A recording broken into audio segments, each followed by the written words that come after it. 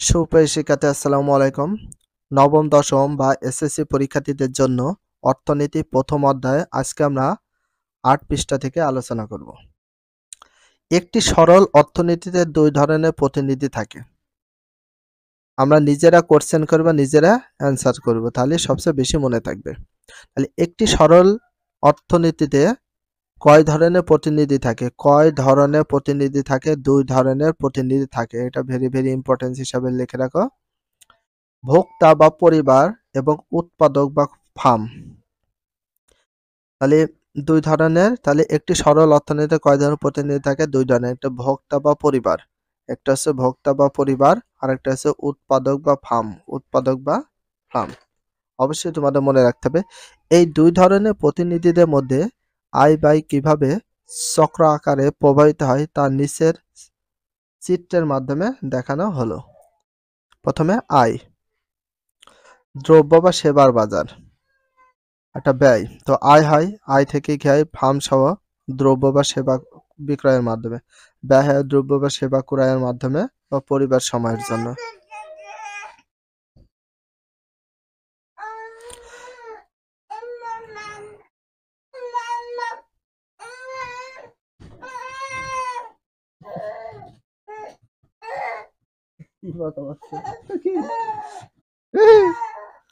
ঘন্টা টাইম দে, হ্যাঁ।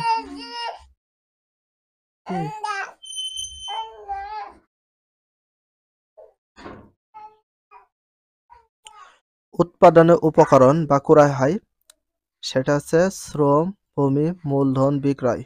আর উৎপাদনের উপকরণ সময়ের বাজার, তো মজুরি, খাজনা, সুদ বাবদ ব্যয় হয়, আয় হয়। তো এখানে সবকিছু তোমাদের একটা চিত্রের মাধ্যমে, প্রবাহ চিত্রের মাধ্যমে দেখা দিয়েছে। তো চিত্রে আয়ের বৃত্তাকার প্রবাহ, তো আয়ের কিভাবে বৃত্তাকার প্রবাহ এবং কিভাবে ব্যয় হয় সেটা দেওয়া আছে। উপরোক্ত চিত্রে দেখা যাচ্ছে অর্থনীতিতে দুই ধরনের প্রতিনিধি থাকে। তাহলে অর্থনীতিতে কয় ধরনের প্রতিনিধি থাকে? দুই ধরনের প্রতিনিধি থাকে, যথা ফার্ম সহ পরিবার সমূহ। তাহলে ফার্ম সমূহ বা পরিবার সমূহ, এটা ভেরি ভেরি ইম্পর্টেন্ট, যেটা আমরা উপরে দেখলাম। ফার্ম বা ফার্মের মালিকরা উৎপাদনের উপাদানগুলো ক্রয় করেন। ফার্ম বা ফার্মের মালিক যারা রয়েছে তারা কি করে? উৎপাদন করার জন্য উপাদানগুলো কি করে? ক্রয় করে। পরবর্তীতে সেগুলো সংগঠিত করে দ্রব্য ও সেবা উৎপাদন করেন এবং সেগুলো বাজারে সরবরাহ বা বিক্রয় করে। অন্যদিকে পরিবার সমূহ তাদের মালিকানাধীন উৎপাদনের বিভিন্ন উপাদান যেমন শ্রম, ভূমি, মূলধন বিক্রি করে আয় বা উপার্জন করেন। শ্রমিক আয় করেন মজুরি, ভূমি মালিক উপার্জন করেন খাজনা। তাহলে শ্রমিক আয় করেন কি? মজুরি। আর ভূমির মালিক উপার্জন করেন খাজনা। মূলধনের মালিক লাভ করেন কি? সুদ। আর এদের সকলে খরচ মিটিয়ে উদ্যোক্তা নিজেদের জন্য বাড়তি লাভ রেখে বাজারে উৎপাদিত পণ্য বা সেবায় বিক্রয় করেন। তাহলে বিষয়টি যখন বিক্রয় করেন সেজন্য উদ্যোক্তার অবশিষ্ট আয়টিকে বলা হয় মুনাফা। উদ্যোক্তার কি হয়? লাস্টে একটা লাভ হয়, সে লাভটাকে কি বলা হয়? মুনাফা।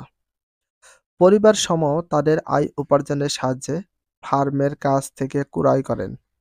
মানে পরিবার সমূহ তাদের আয় উপার্জনের সাহায্যে ফার্মের কাছ থেকে ক্রয় করেন দ্রব্য বা সেবা। এভাবে উৎপাদিত দ্রব্য বা সেবা এবং আয়ের বৃত্তাকার প্রবাহের মাধ্যমে সমগ্র অর্থনীতির চাকা সচল থাকে।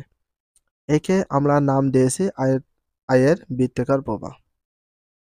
তো আয়ের বৃত্তাকার প্রবাহ সম্পর্কে আমরা উপরে দেখলাম।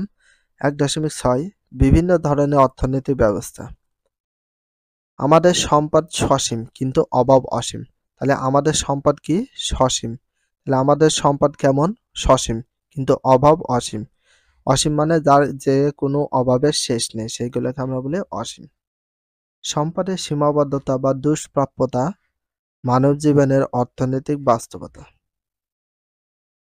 সীমিত সম্পদের মাধ্যমে আমরা সব অভাব পূরণ করতে পারি না।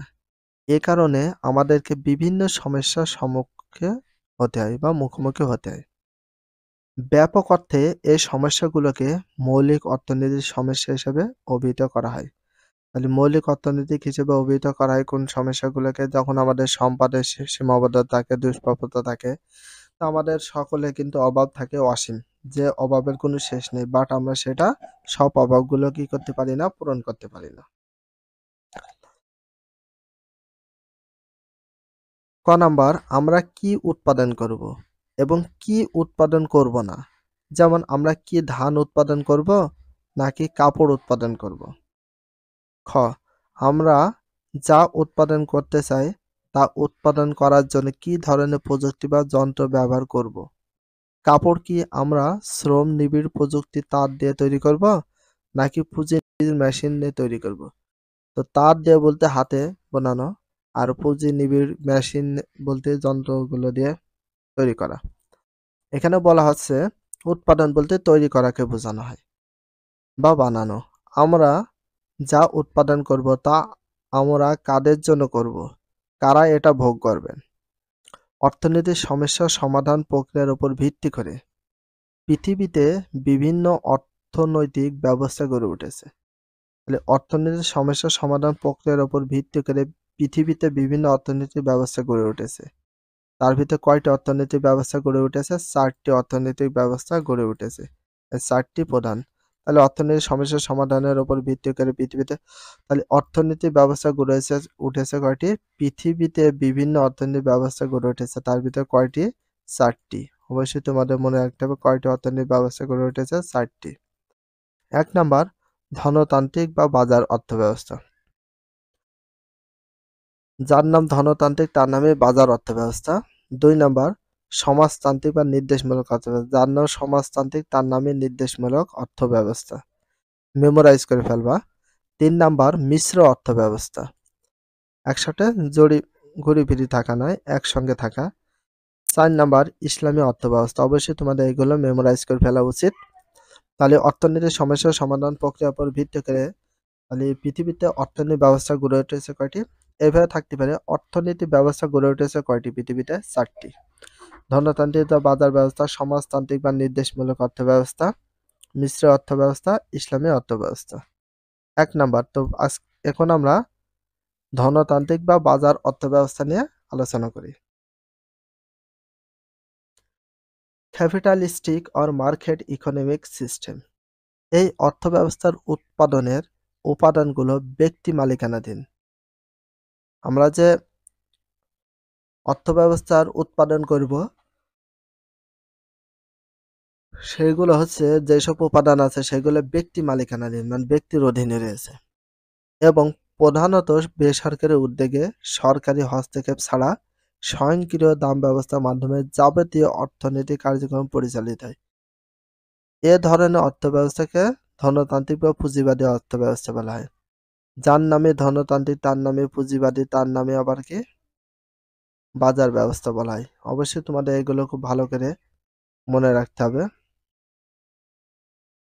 অষ্টাদশ শতাব্দীর শেষ ভাগে ফরাসি বিপ্লবের মধ্য দিয়ে সমগ্র ইউরোপে ধনতান্ত্রিক অর্থনীতির সূত্রপাত ঘটে। তাহলে কত শতাব্দীর শেষ ভাগে? অষ্টাদশ শতাব্দীর শেষ ভাগে। কোন বিপ্লবের পরে? শেষ ভাগে ফরাসি বিপ্লবের মধ্য দিয়ে অর্থনৈতিক ধনতান্ত্রিক অর্থনীতির সূত্রপাত ঘটে। তাহলে ধনতান্ত্রিক অর্থনীতির সূত্রপাত ঘটে কোন শতাব্দীতে? অষ্টাদশ। আর কোন বিপ্লবের মধ্য দিয়ে হয়? সেটা হচ্ছে ফরাসি বিপ্লব। ক্লাসিক্যাল অর্থনীতিবিদ অ্যাডাম স্মিথ। তাহলে ক্লাসিক্যাল অর্থনীতিবিদ ছিল কে? Adam Smith. কেউ যদি প্রশ্ন করে ক্লাসিক্যাল অর্থনীতিবিদ কে ছিল? Adam Smith. অ্যাডাম স্মিথ কে ছিল ইতিহাস মানে অর্থনীতির জনক বা ক্লাসিক্যাল অর্থনীতিবিদ নামে পরিচিত অ্যাডাম স্মিথ। ধনতান্ত্রিক অর্থব্যবস্থার বৈশিষ্ট্য। Characteristics of capitalistic economy. ধনতান্ত্রিক অর্থব্যবস্থার প্রধান প্রধান বৈশিষ্ট্য নিচে উল্লেখ করা হলো। তাহলে কয়টা বৈশিষ্ট্য আছে সেগুলো আমরা জানবো। ধনতান্ত্রিক অর্থব্যবস্থার প্রধান প্রধান বৈশিষ্ট্য নিচে উল্লেখ করা হলো। তাহলে ধনতান্ত্রিক অর্থব্যবস্থার প্রধান বৈশিষ্ট্য কয়টি? 8টি। অবশ্যই তোমাদের মনে রাখতে হবে টোটাল হচ্ছে 8টি রয়েছে। এই 8টি ধনতান্ত্রিক অর্থব্যবস্থা প্রধান বৈশিষ্ট্য। 1 নাম্বার, এটা মুখস্থ করবা, সম্পদের মালিকানা। কিসের? সম্পদের মালিকানা। স্থাপিত আছে ধনতান্ত্রিক অর্থনীতিতে সমাজের অধিকাংশ সম্পদ বা উৎপাদনের উপকরণগুলো ব্যক্তি মালিকানায় থাকে। ব্যক্তি এগুলো হস্তান্তর বা ভোগ করে থাকে। 2 নাম্বার, এটা মেমোরাইজ করবা, শুধু পয়েন্টগুলো। ব্যক্তিগত উদ্যোগ। ধনতান্ত্রিক অর্থব্যবস্থার বৈশিষ্ট্যের ভিতরে রয়েছে ব্যক্তিগত উদ্যোগ, এটা মুখস্থ করে ফেলবা। সম্পদের মালিকানা, ব্যক্তিগত উদ্যোগ, শুধু পয়েন্টগুলো পড়তে হবে। আর ভিতরে যেগুলো আছে এমসিকিউ হিসেবে দাগিয়ে রাখবো। ধনতন্ত্রে অধিকাংশ অর্থনৈতিক কর্মকাণ্ড যেমন উৎপাদন, বিনিময়, বন্টন, ভোগ প্রভৃতি ব্যক্তিগত উদ্যোগে পরিচালিত হয়। এখানে সবগুলো ব্যক্তিগত উদ্যোগে পরিচালিত, উৎপাদন, বিনিময়, বন্টন আর ভোগ। এসব উদ্যোগে সরকারের হস্তক্ষেপ কাম্য নয়। 3 নাম্বার, অবাধ প্রতিযোগিতা। এ ব্যবস্থা দ্রব্য ও সেবা উৎপাদনে প্রথমে অনেক ফার্ম অবাধে প্রতিযোগিতা করে, ফলে তখন দ্রব্যের দাম কমে থাকে এবং নতুন নতুন আবিষ্কার সম্ভব হয়। তাহলে স্বয়ংক্রিয় দাম ব্যবস্থা। ধনতান্ত্রিক অর্থব্যবস্থার বৈশিষ্ট্যের ভিতরে স্বয়ংক্রিয় দাম ব্যবস্থা রয়েছে। 5, মুনাফা অর্জন। ধনতন্ত্র উৎপাদন সর্বোচ্চ মুনাফা অর্জনের জন্য উৎপাদন করে। ধনতন্ত্র উৎপাদনে কি উদ্দেশ্যে উৎপাদন করে? মুনাফা অর্জনের উদ্দেশ্যে উৎপাদন করে। মুনাফা অর্জনের উদ্দেশ্যে উৎপাদন করে। 6, ভোক্তার স্বাধীনতা। প্রত্যেক ভোক্তা তার নিজস্ব পছন্দ, ইচ্ছা, রুচি অনুযায়ী অবাধে দ্রব্য ক্রয় ও ভোগ করতে পারে। ভোক্তা চাহিদা মুনাফার সুযোগ অনুযায়ী উৎপাদনকারী দ্রব্য সরবরাহ করে। 7, আয় বৈষম্য। ধনতান্ত্রিক সমাজে বিত্তবান বা সাধারণ জনগণের আয়ের মধ্যে বৈষম্য বেশি থাকে।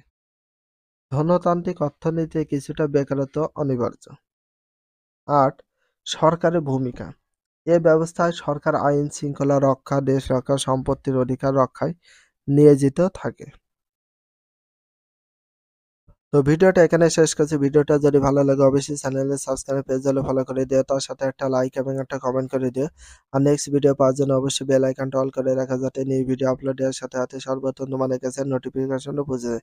If you love this video, please subscribe my channel, like, comment, share, hit the bell icon for getting next video.